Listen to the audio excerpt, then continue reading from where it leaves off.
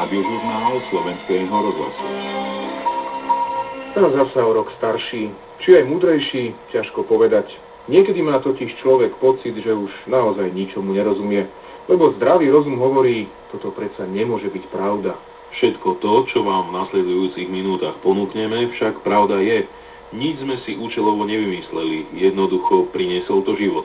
A vám to ponúka Juraj Rybanský a Michal Zurianin. Ja si nemyslím, že všetko, čo poviem práve ja, je pravdivé. Prekvapivé priznanie predsedu. Čo prednáša sa, nezaujíma. Čo zaujíma, to sa neprednáša. Veršuje súdruh v parlamente.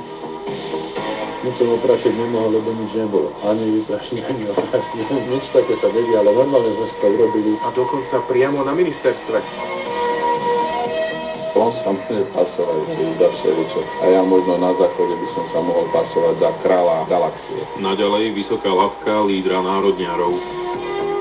To bude otázkou, že tá odborná asistencia, do ktorého sa my budeme vstúpiť, bude v prípade na akú špecifickú tému. Jasné. Dobrým zvykom našej konzervatívnej relácii býva ísť na úvod medzi zvolených zástupcov ľudu.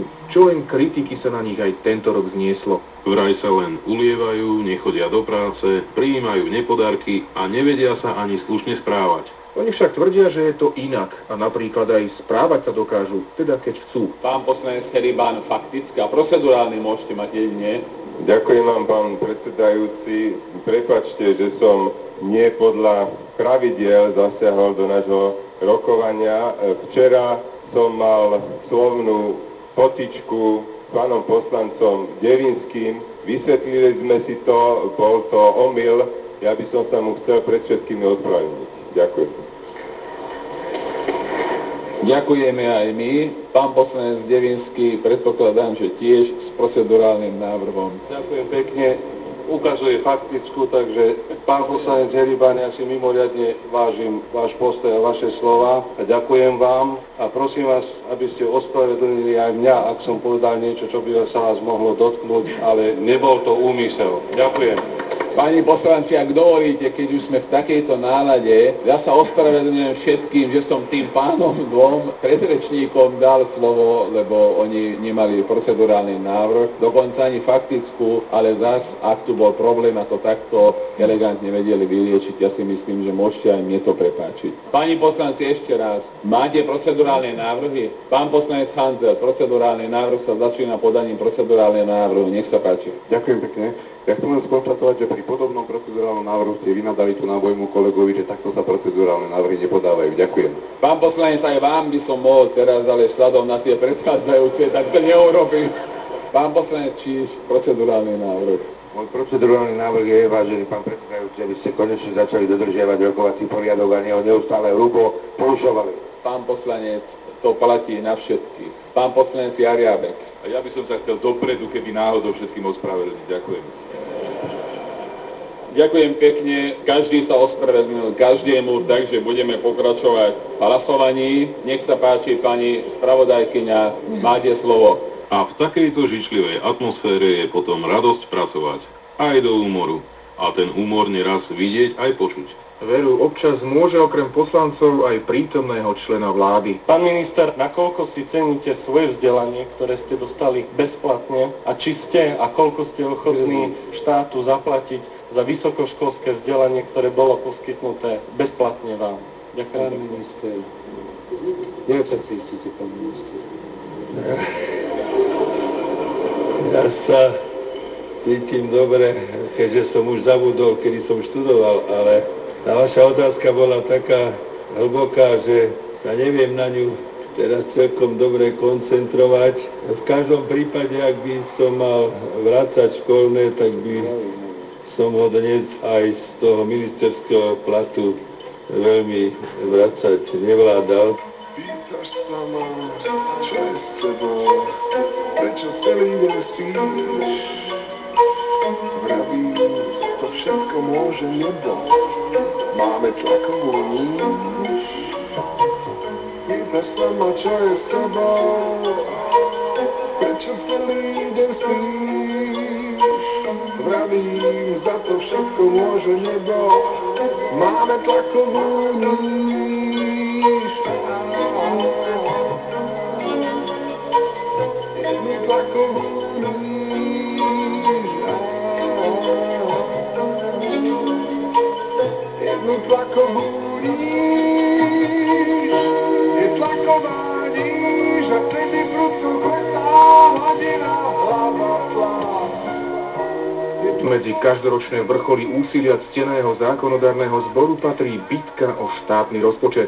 Inak nebolo ani teraz. A samozrejme, aj tento raz sa to neobyšlo bez komplimentov, lichôtok, dokonca aj poézie. Vážený pán predseda vlády, váš rozpočet je cestou do pekla. Komunisti chcú raj, do pekla choďte vy. Ďakujem vám. Ja len veľmi pragmaticky, pán premiér, viete, predkladáte rozpočet 5. rok a predkladáte ho stále tými istými slovami. Stále hovoríte o čestnosti, zodpovednosti, o Slovensku, o tom, ako sa odrážame od dna. Nás už skutočne aj bolia nohy, pán premiér, ako sa od toho dna stále odrážame a nie sa odraziť. Neviem, čím to je.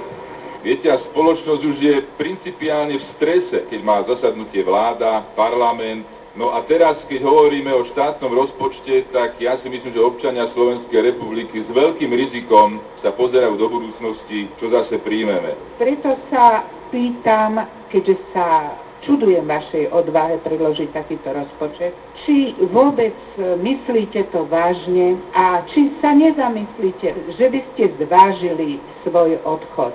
Pán premiér, prednáška vaša neprivábi ma, v nej faloš štíhla je a hrabatá je krása. Čo prednáša sa, nezaujíma, čo zaujíma, to sa neprednáša. Nech sa páči, pán premiér, môžete reagovať na vystúpenia. Myslím si, že už tie úvodné poznámky ukázali, že tá diskusia bude živá. Pani poslankyňa Tótová, ja som sa vášmu príchodu do Národnej rady opäť veľmi potešil a vy chcete, aby som ja zase odišiel. To nie je v rovnováhe. Mali by sme sa vzájomne potešiť a povzbudiť, pretože ani práca poslanca, ani práca premiéra nie je celkom ľahká. Tak veľmi ako ľúbim, ty si šťastie moje, si vôľa aj vyhrám. Ľúbim ťa, to nie je iba krásny sen, tiež ma ľúbim, nie som ja sám. Veru, všetci to máme ťažké. Navyše my, obyčajní, musíme to, čo nám tam hore schvália, aj žiť. Ale nebuďme nespravodliví. Veľa dobrých vecí na nás nachystala, aj zrealizovala naša nemenej obľúbená vláda. I tento raz sa v duchu tradície venovala vnútorným rozporom. Popri tom však stihla aj zo pár reforiem pre nás, ostatných. Áno, napríklad takú dôchodkovú. Bolo, že to modelov, zmien, pilierov, ktoré už boli aj podmínované. Napokon sa však predsa len podarila, aj keď ona je reálne pre ľudí do 45 a to bez ohľadu na to, či by sme tam tú hranicu dali alebo nedali, pretože len pre nich je ten nový systém schopný vygenerovať nejaké lepšie výsledky. Pre tých ostatných už v podstate tá hra je blízko pri konci. No, vtedy si potešil.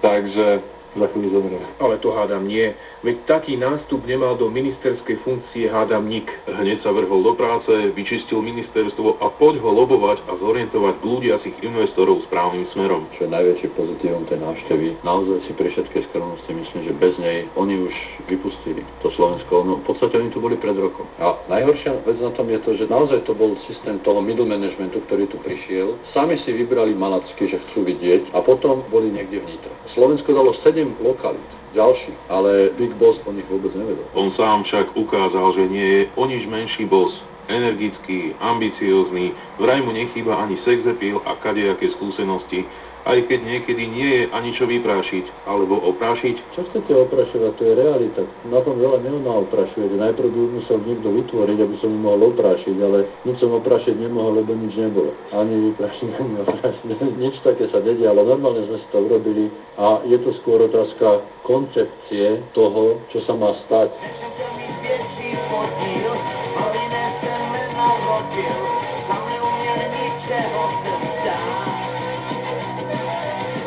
Ostatní sa mnou zvodil, myslel na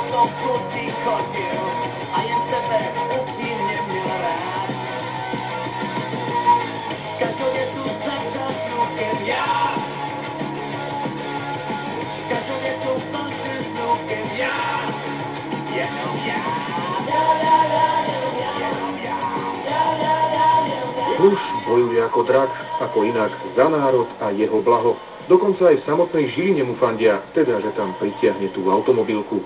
A nestratí sa ani v súperení s ostrilenejšími vládnymi líškami. Tak som bol trošku aj pripravený na taký konfrontačnejší, by som povedal, vývoj udalostí na dnešnej PMK a boli sme príjemne prekvapení konštruktívnym postojom Ministerstva financií k tomuto materiálu a k týmto návrhom.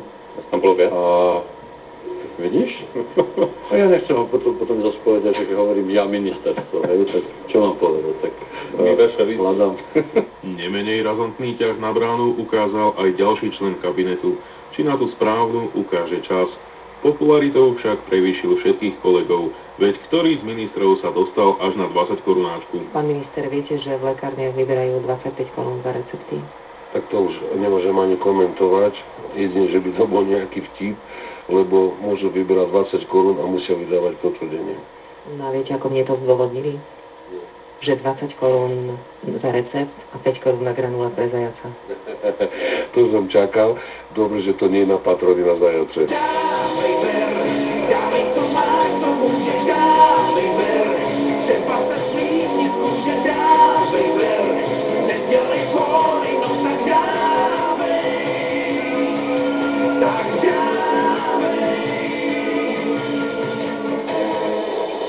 Tento rok s trojkou na konci sa mohol zdať nudný. Nebola žiadna olympiáda, majstrovstva vo futbale, ba ani poriadne voľby. Na druhej strane sa nám konečne podarilo poriadne referendum. No to je pravda, ale voľby sú voľby. Môžeme sa však tešiť, opäť sú tu a hneď viaceré. To bude zasa sústo pre nás, spravodajcov. Veru, niektorí sa už ani dočkať nevedia. Napríklad náš pán Oravy a Kisúc so sídlom v Žiline sa takto vyznáva. Dnes kráčať gurne budem smelo, veto vo mne už dávno horelo. Krajší zajtrajšok chce mať, preto svoj hlas do medzierky vložím. Hľaď, zakrúžkujem kandidáta svojho i stranu svoju vernú, ak nevyhrá na môj dušu, vykopem jej jamu čiernu. Ale ona vyhrá, nebojím sa prehry, veď ju tvoria nebojácni machri. Pôjdem za nimi cez Žilinu, Byčiu, Lutiše, čo mi budú stáť v ceste, pošlem do nezastaví ma hasič, žandár, exekútor z Belej, iba ak súca dievčina, čo tiež už nemá cevej. A po voľbách víťazstvom i šťastím zvolám, môj kandidát, moja strana, hold vám vzdávam a únavou, no spokojne zaspávam. Takže na jar opäť horsa k voľbám a hneď prezidentským. Súčasná hlava štátu v úrade pomaly končí, aj keď v závere roka odbojne vracala jeden zákon za druhým a na strane biedných nenechala na vláde suchú nitku, k opätovnej kandidatúre sa prihlásiť ako si nechcel. Viacerí iní však áno. Napríklad modrí vyslali do boja jedného z lídrov, ktorý si už aj sám celkom zvykol na prezývku Fred Flintstone. Jeho stranický šéf veľmi dobre vie, prečo mu verí. Čo je úžasné, Eduard veľmi dobre pozná Slovensko. Veľmi často chodí medzi ľudí, dokáže sa s nimi porozprávať, dokáže ich chápať a to je nesmierne cenné. Naposledy som čítal, že dokázal tuším vypiť v priebehu jedného popoludňa 7 píl. Takto zdôvodnená kandidatúra nezostala bez komentára skutočného odborníka, tiež bývalého ašpiranta na najvyšší post. Ja osobne nemám nič proti pánovi ministrovi, je to vzdelaný muž, je to kariérny diplomát, ale on by mal byť prezident Slovenskej republiky, rodinu má v Praze aj dům. No ja neviem, takže ja by som mohol byť tiež prezidentom možno Burkina Faso alebo Benine.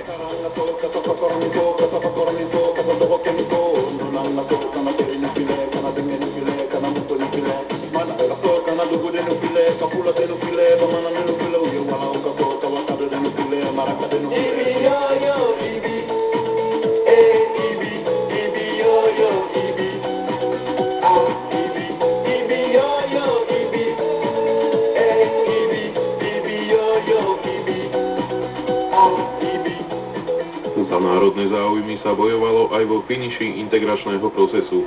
Niektorí síce vravia, že my sme zasa až tak úporne nebojovali, ale na Slovenskom ministerstve zahraničných vecí vedia svoje a pomoc ponúkajú aj iným. No len aby to správne pochopili. A ako štátny tajomník budem urobiť všetko preto, aby Slovensko čo najrýchlejšie sa stalo twinningovým partnerom určitej nečlenskej krajiny EÚ. Samozrejme to bude otázkou, že tá odborná asistencia, do ktorého sa my budeme vstúpiť, bude v prípade na akú špecifickú tému. Integračný proces ostro sledovala aj bývalá, rovnako ostrá národniarska líderka. Po neslávnom predsedníckom konci sa však zrejme viac venovala záhradke a jej plodom, takže sa jej témy trošku prelínali. Upozorňujeme na to, že maďarská politická reprezentácia sa bude snažiť presadiť do Európskej ústave zakomponovanie kolektívnych práv národnostných menšín. Zo sveta. Vážnymi vecami sa zaoberali aj poslanci v parlamente u našich západných susedov. Rokovanie o zákone roka v štátnom rozpočte totiž takmer zatienili diskusie v kulároch poslaneckej snemovne a neboli o peniazoch. Boli o ženských vnadách ministerky školstva Petry Buskovej. Časť pánskeho osadenstva parlamentu sa totiž vyznamenala výrokmi ako vystrihnutými z erotickej tlače pochybnej úrovne.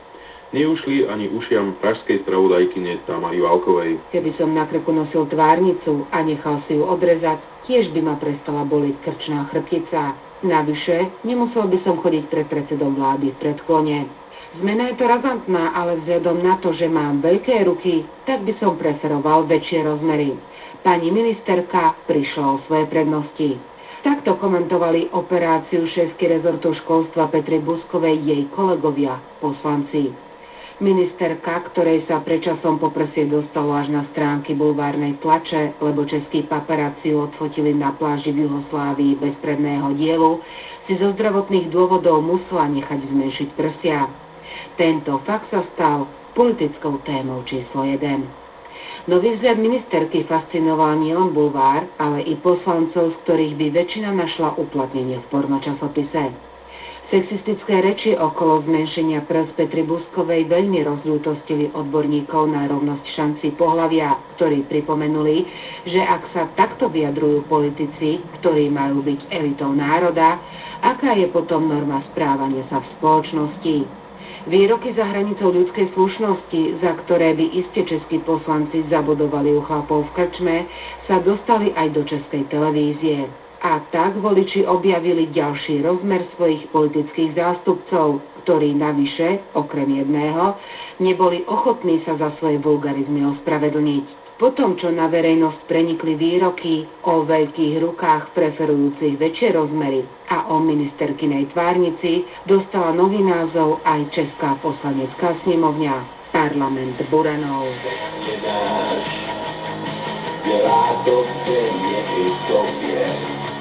Oče náš, dej odříkej až v hrobě. Středověk neskončil, středověk trvá. Jsme černí andělé, ty si byla prvá. Erotický alebo iný nádych občas neúmyselne dostanú aj smrteľne vážne správy. Americké štáty, západná Virginia, Delaware, Maryland, Virginia, Pennsylvánia a hlavné mesto Washington D.C. vyhlásili stav ohrozenia. Vojenské velenie predpokladá, že Husajn platí chudobným Američanom, aby útočili na koaličné sily. Mírový plán generálneho tajomníka OSN Kofiho Annana pre rozdelený stredomorský ostrov bol pre cuperských Turkov nepriateľný. Asi 50 Srbov zaútočilo kameňmi, tehlami a betónovými kvádrami na reštauráciu v srbskej časti Kosovskej Mitrovice, kde premiér Bajram Redžepi obetoval so zahraničnou delegáciou. Podľa stanoviska armády začali strieľať na skupinu ozbrojencov, ktorí sa pokúšali nastrašiť výbušninu. Za veľkého mediálneho rozruchu zatkla v septembri nemecká kriminálna polícia údajného špióna a nájomného vraha, ktorý na rozkaz pobávanej štázy prenikol do niekdajšieho západného Nemecka s cieľom popraviť prominentných východonemeckých emigrantov. Dnes je však už spomínaný muž na slobode. Precízne nemecké orgány sú v pomykove, buď totiž naleteli podvodníkovi, alebo naozaj mimoriadne tajnému agentovi. Príbeh pre berlínskeho spravodajcu Alexandra Kurtanského. Údajný nebezpečný a špeciálne vyškolený tajomný vrah Jürgen G. padol do pasce tzv. Agentovi provokatérovi. Ten predstieral, že verbuje profesionálnych zabijakov pre americkú spravodajskú službu CIA. Jürgen G. si nechal zaplatiť 4 malé piva a 1 šnaps a potom sa rozhovoril.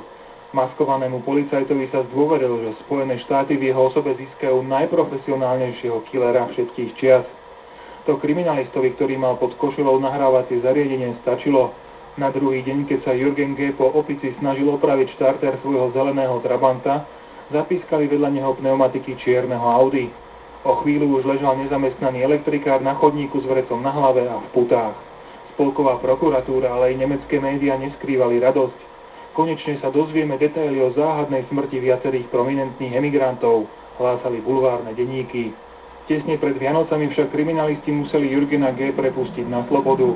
Údajný nájomný vrah je s najväčšou pravdepodobnosťou alkoholik, žijúci vo svojej fantázii, alebo ide o naozaj prefíkaného profesionála, ktorý si dokázal riskantne vystreliť z kriminálnej polície, vediac, že svoje rozkazy splnil do bodky a nezanechal po sebe nejaké stopy.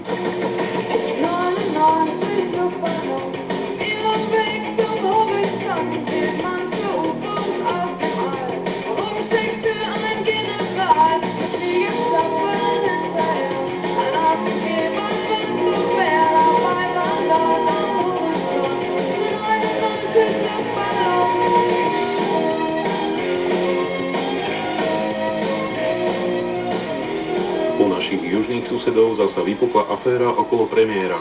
Aj tam? No, áno, lenže maďarskú opozíciu trápi niečo úplne iné. Či predseda vlády dostatočne preukazuje svoje maďarstvo. On totiž rád cestuje, ale veď počúvajme budapešťanského fičúra Gregora Martina Papučeka. Tento rok je z hľadiska premiérskych dovoleniek a škandálov okolo nich rámcovaný. V januári sa opovážil Peter Medeši stráviť pár dní na Kube, čo mimoriadne rozhorčilo opozíciu, ktorá vyslovila podozrenie, že sa stretol aj s miestnym vodcom Fidelom Castrom. Predseda vlády, keď sa opálený vrátil a čelil otázkam, prečo si vybral práve ostrov Slobody, odvrkol, lebo je tam teplo a Kubánci mixujú najlepšie koktajly. Teraz priniesla tlač informáciu, že Medeši sa opäť chystá na Silvestra na Kubu. Nie je to však pravda, čo tento raz mimoriadne rozhorčilo premiéra. Vydal vyhlásenie, ktorého obsah možno zhrnúť do nedokončenej vety "Môžete mi". Urazený a podráždený konštatoval, že aj politik je len človek, má rodinný život, do ktorého si nenechá nazerať a preto, hoci vie, nepovie, kam pôjde na zimnú dovolenku.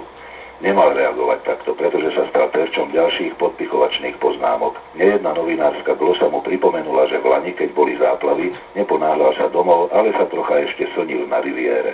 Alebo keď parlamentná vládna väčšina z pakruky odpísala prezidentové výhrady a vrátený zákon o nemocniciach bez diskusie opäť schválila, lyžoval sa v Rakúsku a Nemecku. Darmo sa snažil vyrovnať svoje zahraničné dovolenky niekoľkodňovým pobytom pri Balatone, podľa ktorých napaprikovaní publicisti ho obvinujú, že nemá rád Maďarsko, dokonca, že je vlastizradca. A preto by ho najradšej poslali niekde do teplejších krajov. Aj tam išiel. Nepodarilo sa totiž zatutlať, že premiér Medeši koniec tohto a začiatok budúceho roka trávi v Tajsku. Už aj poslal pohľadnicu, že sa má dobre, koktajly nespomína a tak verejnosť s napätím očakáva, čo povie, keď sa vráti, aká je tajská masáž.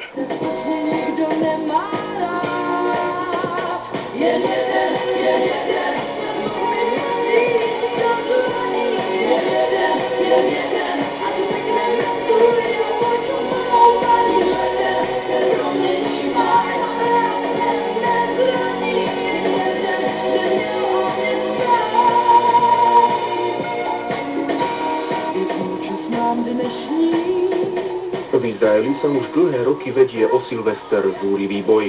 Aktérmi sú hotelieri, majitelia reštaurácií a zábavných podnikov na jednej strane a rabinát na druhej. Predvianočné obdobie zvyčajne láka do Svätej Zeme množstvo turistov, ktorí sa po prehliadke pamätných miest chcú samozrejme zabávať. Z kopítka by si radi vyhodili aj domáci, navyše Silvester je aj v Izraeli vítaný zdroj príjmov spomínaných podnikov. Nemá to však vôbec jednoduché. Zložitosť situácie popíše priamo z Tel Avivu Jehuda Lahau. Hotely zvykajú v tomto období ozdobiť siene vianočnými stromkami, vyhrávajú v nich kapely, vystupujú umelci, ako inde vo svete. Rabinov sa to nepáči. Silvestrovské zábavy vraj narušujú židovský charakter krajiny. Protesty rabinátu sú najsilnejšie, keď Silvester z hodou okolností pripadá na sobotu. Ako sa môže v židovskej krajine oslavovať kresťanské svety, hovoria, a to ešte v sobotu. A vôbec, každý, kto čítal Bibliu, predsa musí vedieť, že svet bol stvorený pred 5764 rokmi, a to v prvý deň mesiaca Tišri. Ak chcete, upresňujem, že sa tak stalo presne o 2:30 popoludní. Čiže v septembri či začiatku októbra, a že je tedy nezmyselné svetiť v januári, a to ešte akýsi nový rok 2004. Pravda, zakázať silvestrovské zábavy rabini nemôžu. Majú však po ruke iný prostriedok. Hotelu alebo v reštaurácii, v ktorých sa koná Silvester, môžu odňať osvedčenie o košerstve, čiže potvrdenie, že sa z nich podáva rituálne košer strava. Bez osvedčenia ortodoxní židia do týchto podnikov nevkročia. A tak si majiteľi hotelov a reštaurácií môžu vybrať osvedčenie o košerstve alebo Silvester. Z tejto súťaže vychádzajú víťazne väčšinou silvestrovské zábavy. Ľudí, ktorí snad ani nevedia, kto bol Silvester, chcú len osláviť príchod nového roka, je o mnoho viac a sú aj štedrejší. Veď po niekoľkých pohároch dobrého vína do nejaký ten haviar nehľadia. Horšie sú na tom verejnoprávny rozhlas a televízia. Ich vedenie musí brať ohľad na argumentáciu a sťažnosti rabinátu. Tam si ale našli vedľajšie cestičky, ako odpor rabinátu prekonať. Programy 31. decembra v noci sú síce veselé ako v iných krajinách, nevolajú sa však silvestrovské alebo novoročné, ale len zábavné programy, ktoré sa úplne náhodou konajú v posledný deň roka. Rádiožurnál Slovenského rozhlasu. A poďme znovu domov. Trošku sa pošľapkať v kalných vodách nášho politického rybníka. Veselo bolo už od jary. O vzrušenie sa starali najmä kontroverzie kresťanských demokratov a liberálov. Interrupčný zákon, zmluvy s Vatikánom, dokonca vraj vydieranie. Dobrý deň, pán predseda. Pozdravujem vás, čo sa deje nové? Ale tak družne ste vyzerali po tej koaličnej rade, no toto sa robí. Ale nie, čo sa stalo? Kto čo komu spravil? Viete, že tam nejaké vydieranie z roku 2003 je na toho Pavla R. Áno. To nie je vydieranie koalície? Ja zatiaľ s Pavlom mám len tie najlepšie vzťahy. Ja neviem, prečo on voči nám takýmto spôsobom, že nás obviňuje z nejakého spolčenia sa proti nemu, no tak to sa nepatrí na jedného vysoko postaveného ústavného činiteľa. Druhá strana neostala nič dlžná, vraj ju odpočúvali a dokonca priamo z ministerstva, ktoré vedie, čuduj sa svete, kresťanský demokrat. Nastala celonárodná panika. Komu, kedy a aké telefonáty odpočúvajú a ponúknú na predaj. Policajný viceprezident vie svoje a hovorca zboru má takisto nad vecou nadhľad. To sa z profesionálneho hľadiska môžem postaviť tak, že je to veľmi nežiadúce, aby sa takéto veci diali. A keď sa dejú, tak by nemali výjsť na vonok, mali by to tak robiť. Ten subjektívny pocit mám aj ja, že mi niečo šťuka v telefóne alebo píska, prípadne tam počujem nejakú ozvenu, ale ťažkú hlavu si to nerobím, takže myslím si, že netreba pripisovať všetkému veľkú váhu. No a ten, kto sa má čoho báť, ten nech sa bojí, a ten, kto nie, tak ten sa nemusí. Keby však predsa niečo, viceprezident si vie poradiť. Bežná rutinná práca, hodenie o zem, niekoľko otázok, samozrejme všetko v zmysle zákona. Skutočná bomba však vybuchla až na sklonku leta. Vlastne najskôr to bol len taký balónik vypustený z úst predsedu vlády a najsilnejšej strany. Vraj nám tu vyčíňa skupinka, rozkladá štát a vedie ju Mojžiš. Teda nie ten z Biblie, ale z Národného bezpečnostného úradu. Nuž, nerozumel tomu skoro nikto. Argumenty chýbali, dohady sa množili, bezradne tápali aj renomovaní analytici.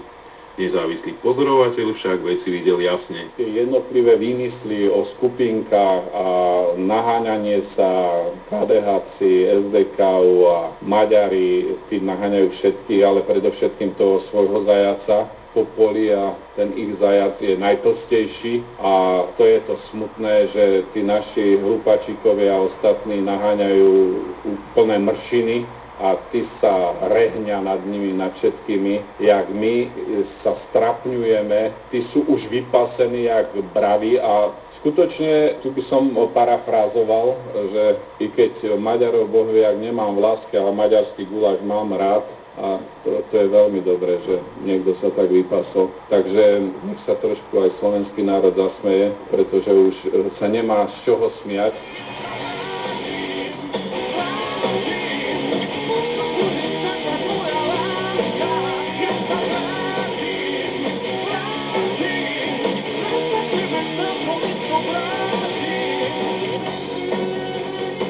Veru tak, vrátil sa. Prekonal príkoria, hrozby vajíčkových útokov bývalej Sokyne, teraz opäť najbližšej spolupracovníčky, a jeho hviezda stúpa.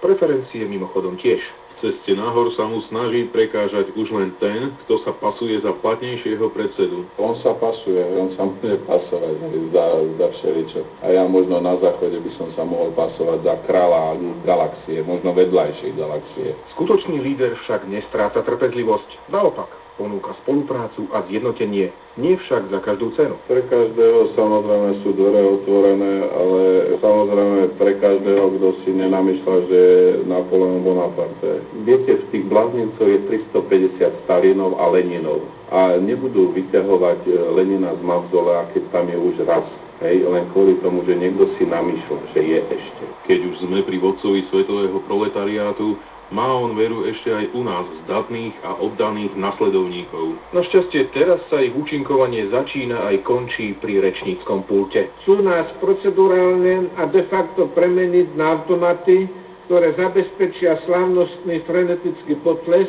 respektíve povedia niekoľko prázdnych fráz, aby sa vytvoril objem a dojem demokracie a nadšenia. Kategoricky protestujeme a odmietame akékoľvek pokusy premerniť rokovanie Národnej rady na falošnú hru o demokracii. Odmietame akékoľvek pokusy premeniť parlament na absurdné divadlo, na divadlo demokratúry.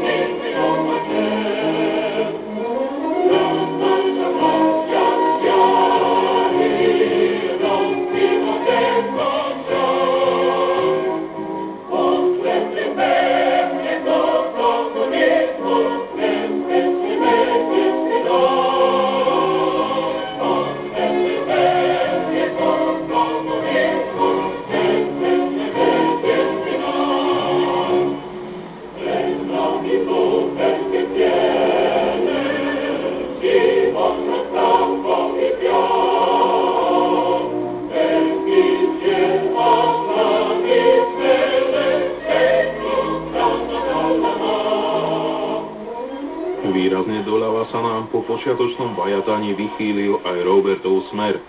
Nervozita ambiciózneho lídra bola tento rok zreteľná. Kritizoval, čo sa len dalo. Keď bolo treba, zvolával jednu tlačovku za druhou a búšil, mobilizoval, vyzýval. Je zbytočné opakovať, že predseda vlády Slovenskej republiky by mal odstúpiť. On nikdy neodstúpi sám. Jeho treba dovozovať. Starý skúsený harcovník, ktorý to s masami svojho času vedel, sa však len s nadhľadom uškrňa. Prepáčte, nekomentujte názory pána Fica, ja mám vnúka, ktorý má 2 roky a tiež hovorí, že ja čám. Aj ďalší politickými vetrami ošľahaný kormidelník mladším kolegom odkazuje. Nejaká trucovitosť alebo urážanie sa nemá v reálnej politike priestor. A aj keď niekedy ten osud zabolí a človek sa cíti sklamaný, tak tá zodpovednosť by mala tróniť na to všetkým. Ako inak, veď v našej politike vedie predsa cesta len cez jasné, čisté a férové ťahy. No nie? Dohodneme sa a spolupracovať môžeme. Ak mediálne kampane, seba prezentácia osôb, ak konflikt, ktorý neprinesie ľuďom nič a smeruje mimo všeobecného blaha, nepočítajte s nami, že budeme vôbec v takých miestnostiach, kde sa bude takto rokovať a takto konať, sedieť. Ak ste ma pochopili, v poriadku. Ak nie, tiež v poriadku. Aj na jedno, aj na druhé vám dá odpoveď čas. Čas, ktorý dá aj odpoveď, aj účet. Ďakujem, dovidenia. A aby pochopil naozaj každý, opýtame sa ešte raz, priamo tvárou v tvár. Zostane všetko tak, ako je? Keď Pán Boh dá a bude zdravie, sila a aj nám pomôže trošku šťastie, no tak áno, ale vždy som ja svoju pozíciu vnímal ako službu. Na záver roka však prichádza aj prekvapivý dovetok. Ja si nemyslím, že všetko, čo poviem práve ja, je pravdivé.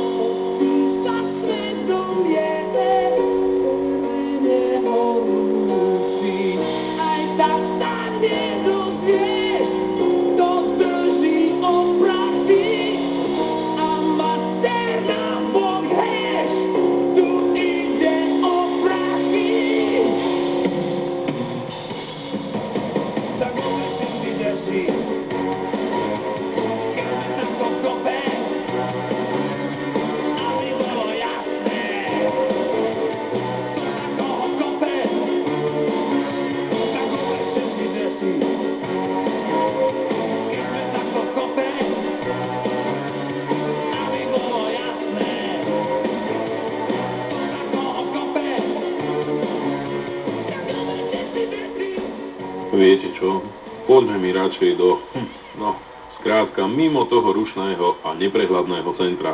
Rádiožurnál v regiónoch Slovenska. Pavol Svetoň Krompachy, 55.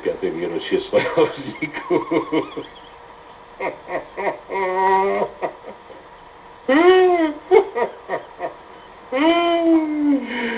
No, Pavol Svetoň Krompachy, 55. výročie svojho vzniku. Pavol Svetoň Krompachy. Pavol Svetoň.